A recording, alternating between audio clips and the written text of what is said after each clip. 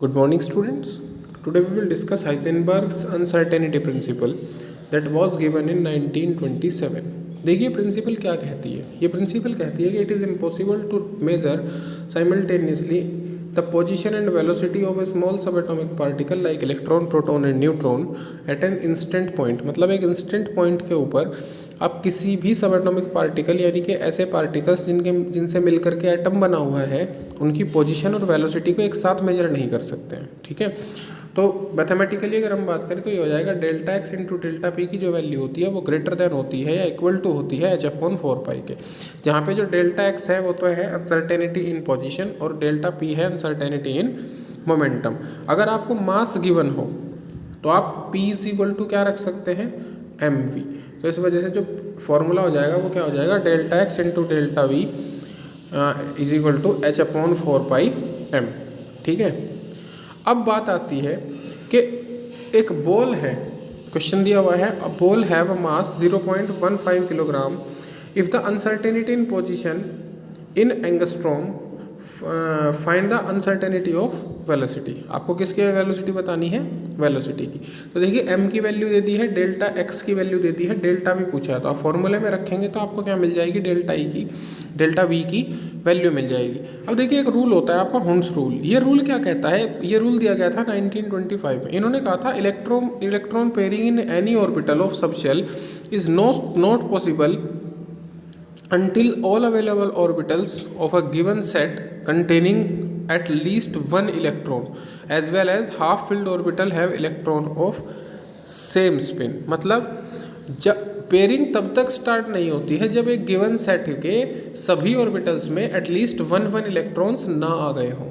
ठीक है, और जब तक वन इलेक्ट्रॉन फिल होते हैं वो एक ही स्पिन में फिल होते हैं, मतलब एक ही साइड, मतलब एक ही ओरिएंटेशन में फिल होते हैं। जैसे देखिए अगर हम यहाँ पे बात करें कि क्लोरीन के अंदर आपको इलेक्ट्रॉन्स फिल करने हैं, तो क्लोरीन के अंदर जब आप इलेक्ट्रॉन्स फिल करते हैं बेटा, तो मान लीजिए ये अरेंजमेंट है कि आपको इसमें 5 इलेक्ट्रॉन्स फिल करने हैं लास्ट में। 3p में कितने इलेक्ट्रॉन्स फिल करने हैं, 5 इलेक्ट्रॉन्स फिल करने हैं। तो ये अरेंजमेंट गलत है कि आपका फर्स्ट इलेक्ट्रॉन यही इसी ऑर्बिटल में, सेकंड भी इसी में, फिर थर्ड इसमें, फोर्थ इसमें, फिर फिफ्थ लास्ट में। नहीं, क्या होगा, पहला इलेक्ट्रॉन ये होगा, दूसरा इलेक्ट्रॉन इसमें जाएगा इसी स्पिन के साथ, तीसरा इलेक्ट्रॉन इसमें जाएगा इसी स्पिन के साथ, और चौथा इलेक्ट्रॉन उल्टा होना शुरू होगा। मतलब पेयरिंग कब शुरू होगी, जब फोर्थ इलेक्ट्रॉन फिल होगा। कब तक नहीं होगी, जब तक ये तीनों ऑर्बिटल्स में एक एक इलेक्ट्रॉन नहीं जाएगा।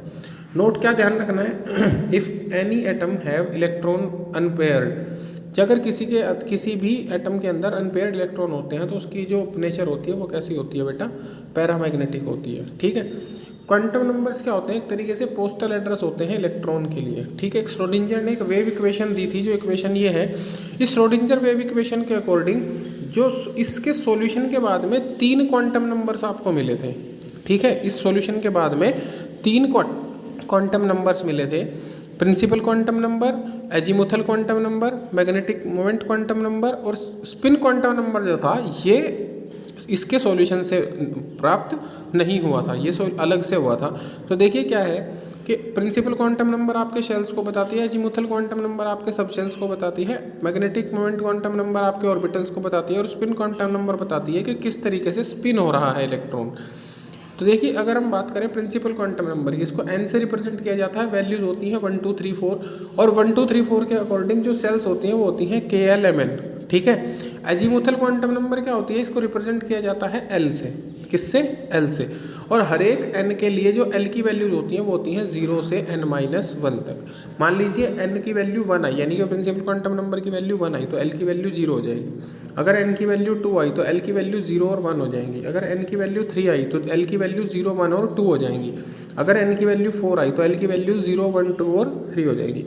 अब L की वैल्यू के अकॉर्डिंग जो सब शेल्स होती हैं, अगर 0 आ रही है तो S होगी, 1 आ रही है तो P होगी, 2 आ रही है तो D होगी और 3 आ रही है तो F होगी।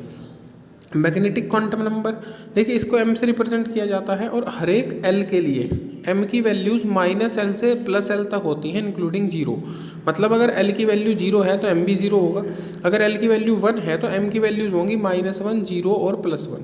ठीक है, स्पिन क्वांटम नंबर जो है बेटा आपका, स्पिन क्वांटम नंबर को s या ms से रिप्रेजेंट करते हैं। ये बस आपके ऑर्बिटल के अंदर मान लीजिए ऑर्बिटल s में एक इलेक्ट्रॉन ऐसे फिल है, एक इलेक्ट्रॉन ऐसे फिल है, बस ये बताएगा कि ये +1/2 घूम रहा है यानी क्लॉकवाइज घूम रहा है, और ये -1/2 घूम रहा है यानी एंटी क्लॉकवाइज घूम रहा है। ठीक है, ये एक क्वेश्चन है, देखिए find the all 4 quantum number for 7th electron of sodium. तो मान लीजिए सोडियम का हमें पता है एटॉमिक मास कितना है 11, तो इसका मतलब हमें 11 इलेक्ट्रॉन्स फिल करने हैं, तो हमने 11 इलेक्ट्रॉन्स को फिल कर लिया। अब हम बात कर रहे हैं कि इन्होंने पूछा है 7th इलेक्ट्रॉन के लिए। देखिए 7th इलेक्ट्रॉन यहाँ गया है, किस में, 3s में, तो ये जो नंबर लिखा हुआ है यही तो होगी, ये मतलब जो 7th इलेक्ट्रॉन है बेटा वो गया है आपका,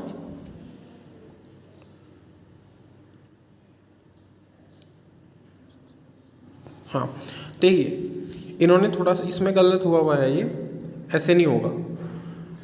ठीक है, देखिए जो 7th इलेक्ट्रॉन है बेटा आपका वो n में गया है 3 में, कौन सी शेल में गया है 3 में, तो इसके लिए जो l की वैल्यूज़ होगी वो आपकी हो जाएंगी 0, 1 और 2।